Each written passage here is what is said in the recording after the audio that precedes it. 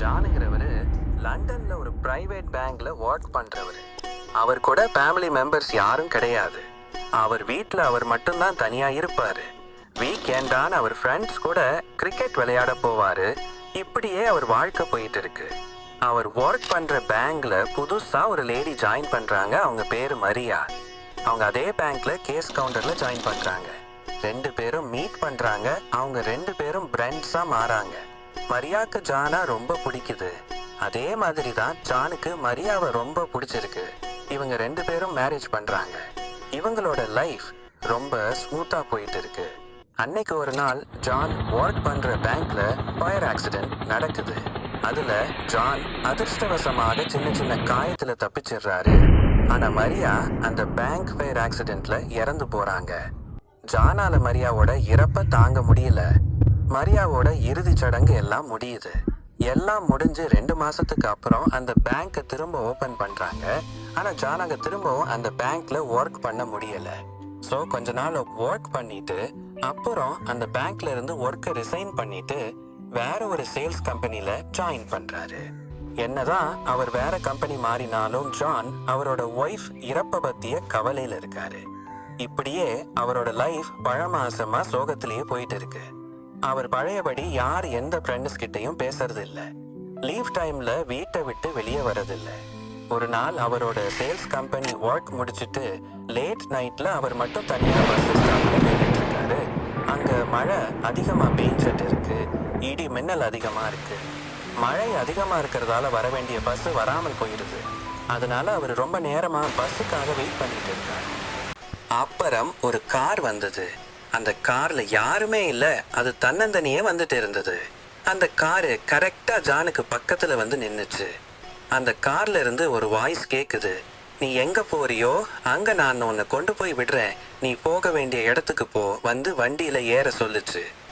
இதை கேட்ட ஜான் கொஞ்சம் பயம் கடந்த அதிர்ச்சி.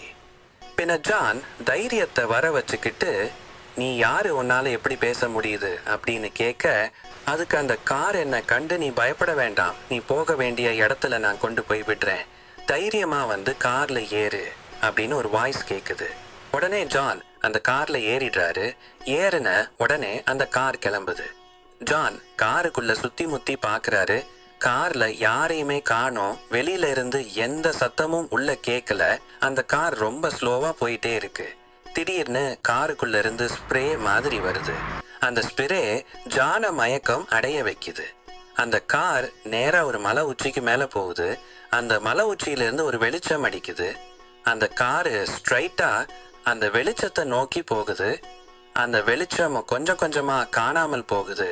அந்த வெளிச்சத்து கூட அந்த காரு காணாம போகுது. திடீர்னு அந்த கார் கண்ணுக்கு தெரிய ஆரம்பிக்குது. அந்த கார் ஒரு மர்மமான டவுன்ல வந்து நிக்குது. திரும்பவும் அந்த கார் மெல்லமா மூவ்மெண்ட் ஆயிட்டே போகுது. கார் நேரா ஒரு ரிசர்ச் சென்டர் நோக்கி போகுது. அந்த ரிசர்ச் சென்டர்ல ஒரு வயசான சயின்டிஸ்ட் அப்புறம் ஒரு மர்மமான லேடி ஒருத்தங்க நின்னுட்டு இருக்காங்க. அவங்க மாஸ்க் போட்டு இருந்தாங்க. இந்த சயின்டிஸ்ட் இந்த காருக்குள்ள இருந்த ஜான் மயக்கத்திலிருந்து எழ வைக்கிறாரு. ஜான் மெல்லமா கண்ணை முழிச்சு பாக்குறாரு. அப்ப அந்த சயின்டிஸ்ட் ஜான் கிட்ட, ஒரு வழியா உன்னை முழிக்க வச்சுட்டேன் அப்படின்னு சொல்றாரு.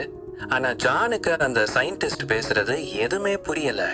அந்த சயின்டிஸ்ட் ஜானுக்கு ஒரு டேப்லெட் கொடுத்து அதை சாப்பிட சொல்றாரு. ஜான் அந்த டேப்லெட் வாங்கி சாப்பிடுறாரு. அது சாப்பிட்டதுக்கு அப்புறம் ஜானுக்கு அவர் பேசுறது கொஞ்சம் கொஞ்சமா புரிய ஆரம்பிக்குது.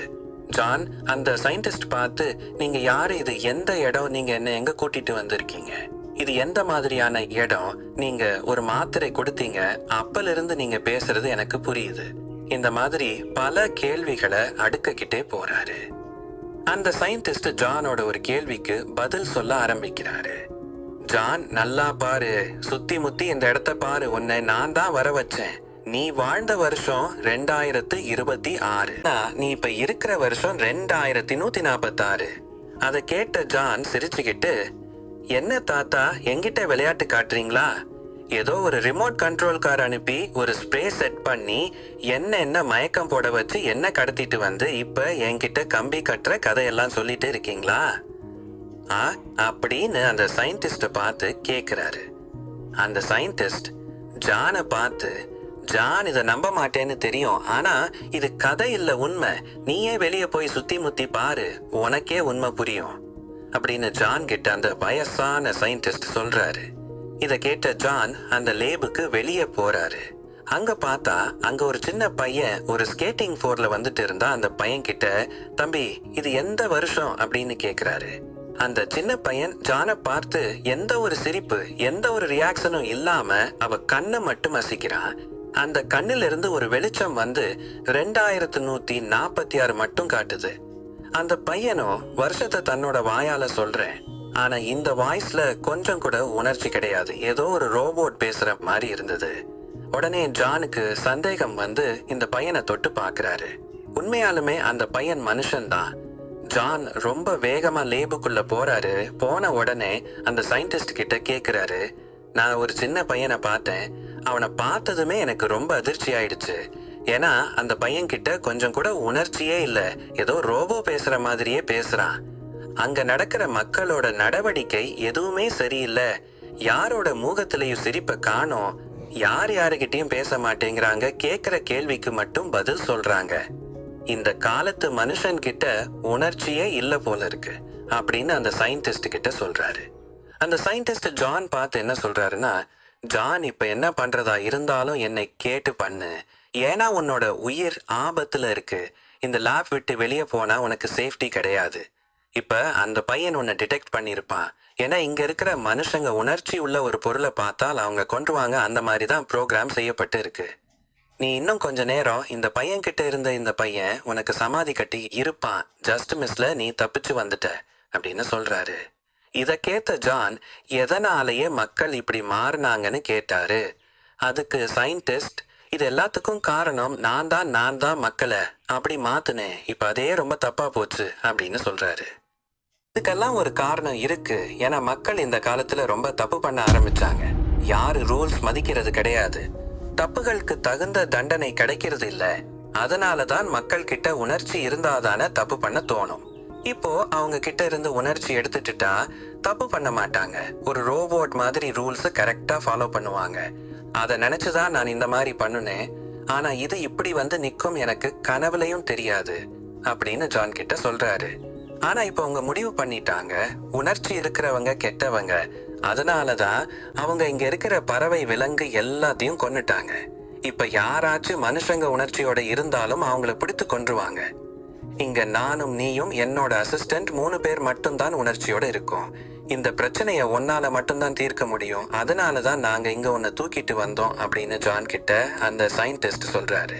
உடனே ஜான் அந்த சயின்டிஸ்ட் பார்த்து, என்னால என்ன பண்ண முடியும், எனக்கு இந்த டைமுக்கு சம்பந்தமே கிடையாது, அப்படி இருக்க என்னால என்ன பண்ண முடியும் அப்படின்னு சயின்டிஸ்ட பார்த்து கேக்குறாரு.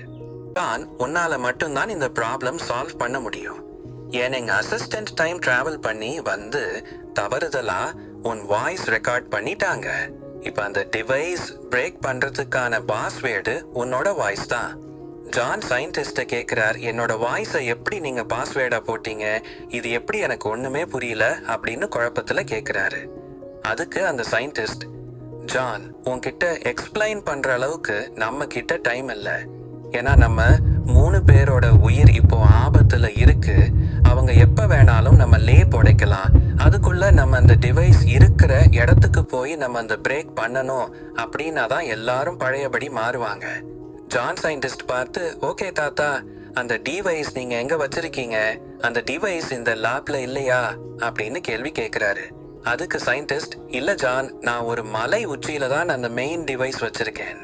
அப்ப டக்குன்னு லேபுக்கு வெளியில ஒரு பயங்கர வெடிச்சத்தம் கேக்குது. என்னன்னு பார்த்தால் ஒட்டு மொத்த போலீஸ் வந்து தாக்குதலை நடத்திட்டு இருக்காங்க, லேப் உடைக்கிறதுக்கு முயற்சி பண்ணிட்டு இருக்காங்க. அங்க போலீஸ் போர்ஸ்ல இருந்து ஒரு வாய்ஸ் கேக்குது, நீங்க 3 பேர் உள்ளதான் இருக்கீங்கன்னு தெரியும், நீங்களா வந்துட்டு நாங்க உங்களை வலிக்காம கொன்றுவோம், இத நாங்களே உங்களை பிடிச்சோம்னா உங்க சாவு ரொம்ப சித்திரவதையா இருக்கும் அப்படின்னு வார்ன் பண்றாங்க. இந்த சிச்சுவேஷன்ல ஜான், அந்த மாஸ்க் போட்ட அசிஸ்டன்ட், சயின்டிஸ்ட் 3 பேர் ஒன்னா பாதுகாப்பா கார் எடுத்துட்டு அந்த மழையை நோக்கி போறாங்க. போலீஸும் அவங்கள துரத்திட்டு பின்னாடியே போறாங்க, அவங்கள தாக்க ஆரம்பிக்கிறாங்க. இவங்களும் முடிஞ்ச அளவுக்கு முயற்சி பண்ணி தப்பிச்சு போயிட்டு இருக்காங்க. போலீஸ் முடிஞ்ச அளவுக்கு அவங்கள துரட்டிட்டு போயிட்டு இருக்காங்க. இந்த சேஷிங்ல சயின்டிஸ்டோட கார் கொஞ்சம் பலமா டேமேஜ் ஆயிடுச்சு. ஒரே 3 பேர் சேர்ந்து இந்த மழைக்கு மேல இருக்கிற அந்த லேபுக்கு வராங்க. அந்த சயின்டிஸ்ட் அப்புறம் மாஸ்க் போட்ட அசிஸ்டன்ட் ஜான் 3 பேரு காரை விட்டு இறங்கி வேகமா அந்த லேபுக்குள்ள போறாங்க. ஜான் வேகமாக போய் அந்த டிவைஸ் ஓபன் பண்றாரு. டக்குன்னு ஜான் நோக்கி ஒரு மிசைல வருது. அப்ப மாஸ்க் போட்டு அசிஸ்டன்ட் ஜான் காப்பாத்துறதுக்காக அவங்க இடையில புகுந்து அவங்க பலத்த காயப்படுறாங்க. ஃபைனலா ஜான் அந்த டிவைஸ் ஓபன் பண்றாரு. அப்ப சயின்டிஸ்ட் வந்து டீஆக்டிவேட் பண்ணிட்டு இருக்காரு. அப்ப ஜான் வேகமா காயப்பட்ட அசிஸ்டண்ட தூக்கிட்டு அந்த கார் எடுத்துட்டு லேபுக்கு போயிட்டு இருக்காரு. அங்க போலீஸ்காரர்கள் ஜானை வேகமா சேஸ் பண்ணிட்டு வராங்க. அசிஸ்டன்ட் கண்ணு முழிக்கிறாங்க. ஜானை பார்த்து எப்படி இருக்கீங்க ஜான் அப்படின்னு கேக்குறாங்க. அதுக்கு ஜான் அந்த அசிஸ்டன்ட் கிட்ட, இந்த வாய்ஸ் நீங்க யாரு, உங்களுக்கு எப்படி என் பேர் தெரியும், இந்த வாய்ஸ் எனக்கு கேட்டு ரொம்ப பழக்கப்பட்ட வாய்ஸ் அப்படிங்கிறாரு. அதுக்கு அவங்க தன்னோட மாஸ்க கழட்டுறாங்க. அப்ப அவங்க ஃபேஸ பார்த்து ஜான் ஷாக்காகிறாரு. ஏன்னா அந்த மாஸ்க் போட்டு அசிஸ்டன்ட் வேற யாரும் இல்ல, ஜானோட வைஃபான மரியா தான். இதை பார்த்த ஜான், மரியா நீ இங்க என்ன பண்ணிட்டு இருக்க, நீதான் பேங்க்ல நடந்த பயர் ஆக்சிடென்ட்ல இறந்துட்டியாச்சே. அதுக்கு மரியா, நான் உங்களை விட்டு அவ்வளவு சீக்கிரம் போக மாட்டேன் அப்படின்னு சொல்லி திரும்பவும் மயக்கம் அடைகிறாங்க. ஜான் ரொம்ப வேகமா லேபுக்கு கூட்டிட்டு போறாரு. இந்த கேப்ல சயின்டிஸ்ட் அந்த டிவைஸ் டீஆக்டிவேட் பண்ணிட்டாரு. அதனால மக்கள் பழையபடி மாறிட்டாங்க. டக்குன்னு அந்த துரத்திட்டு இருந்த போலீஸ்காரங்க ஜானுக்கு ஹெல்ப் பண்ண ஆரம்பிக்கிறாங்க. எல்லாரும் ஒன்னா சேர்ந்து மரியாவை கூட்டிட்டு போறாங்க. அப்ப அந்த சயின்டிஸ்ட் வந்துடுறாரு. இப்ப ஜான் அந்த சயின்டிஸ்ட் கிட்ட சொல்றாரு, மனுஷனுக்குள்ள இருந்த உணர்ச்சியை நீங்க எடுத்துட்டீங்கன்னா அப்ப அவங்களுக்குள்ள மனித நேயமும் சேர்ந்து காணாமல் போயிடும். இப்ப பாத்தீங்களா, யாரு நம்மளை துரத்துறாங்களோ அவங்களே நமக்கு ஹெல்ப் பண்ண ஆரம்பிச்சுட்டாங்க. அப்ப அந்த சயின்டிஸ்ட் ஜான் கிட்ட சொல்றாரு, ஜான் எனக்கு இப்பதான் புரியுது, இதத்தான் எங்க அசிஸ்டன்ட் என்கிட்ட சொன்னாங்க, நான் கேட்கல. அதனால அவங்க என்கிட்ட சண்டை கட்டிட்டு டைம் மெஷின் எடுத்துட்டு வந்து உங்க காலகட்டத்துல மாட்டிக்கிட்டாங்க. அப்பதான் உங்களை மீட் பண்ணி இருக்காங்க, உங்களை கல்யாணம் பண்ணிட்டாங்க. அப்புறம் ஃபயர் ஆக்சிடென்ட்ல மாட்டிட்டாங்க. அப்புறம் எனக்கு சிக்னல் கொடுத்தாங்க, நான் அவங்கள காப்பாத்திட்டேன். இந்த கேப்ல தான் அவங்க உன்னோட வாய்ஸ் ரெக்கார்ட் பண்ணாங்க. ஒரு வழியா மரியாவுக்கு ட்ரீட்மெண்ட் பண்ணி காப்பாத்திட்டாங்க. மரியா கண்ணை முழிச்ச உடனே ஜான் கிட்ட சொல்றாங்க, ஜான் நான் ஸ்டார்டிங்லயே என்னோட பாஸ் கிட்ட வாரன் பண்ணேன். ஆனா அவர் கேட்காததுனால நான் அவர்கிட்ட சண்டை போட்டு வந்துட்டேன். அதுக்கப்புறம் நான் உங்களை மீட் பண்ண எனக்கு உங்களை ரொம்ப பிடிச்சு போயிடுச்சு. ஆனா இங்க ரூல்ஸ் அண்ட் ரெகுலேஷன்ஸ் படி பாஸ்ட்ல இருந்து யாராவது இங்க வந்தா அவங்க திரும்ப அவங்க காலத்துக்கு போக முடியாது. அது இல்லாம என்னாலேயோ உங்க காலத்துல ரொம்ப நாள் இருக்க முடியாது. அதனால தான் நான் இந்த ப்ராப்ளம்க்கு உங்க வாய்ஸ் பாஸ்வேர்டா போட்ட அப்பனாதான் நான் உங்களை இங்க கூட்டிட்டு வர முடியும். என்ன மன்னிச்சிருங்க. அதுக்கு ஜான் சொல்றாரு, மரியா உனக்கு ஒன்னும் ஆகால, இப்பதான் எனக்கு ரொம்ப சந்தோஷமா இருக்கு. என்னால மறுபடியும் உன்னை பிரிய முடியாது. ஏற்கனவே நீ இல்லாம ரொம்ப கஷ்டப்பட்டேன். அங்க தனிமையில இருந்த எனக்கு நீ புது வாழ்க்கைய கொடுத்திருக்க. இனிமே நான் உன்னை விட்டு போக மாட்டேன். அப்ப அந்த சயின்டிஸ்ட் தப்ப உணராரு. உணர்ச்சிகளை பத்தி அவர் புரிஞ்சுக்க ஆரம்பிக்கிறாரு. சயின்டிஸ்ட் ஜான் கிட்ட, இந்த நிகழ்வுக்கு அப்புறம் எனக்கு புதுசா பேரன் கிடைச்சிருக்கான். அப்புறம் ஜான், மரியா, சயின்டிஸ்ட் 3 பேரும் அங்கேயே தன்னுடைய லைஃபை கண்டினியூ பண்றாங்க. உங்களுக்கு இந்த ஸ்டோரி பிடிச்ச லைக் பண்ணுங்க, ஷேர் பண்ணுங்க, சப்ஸ்கிரைப் பண்ணுங்க அண்ட் கமெண்ட் பண்ணுங்க. நன்றி.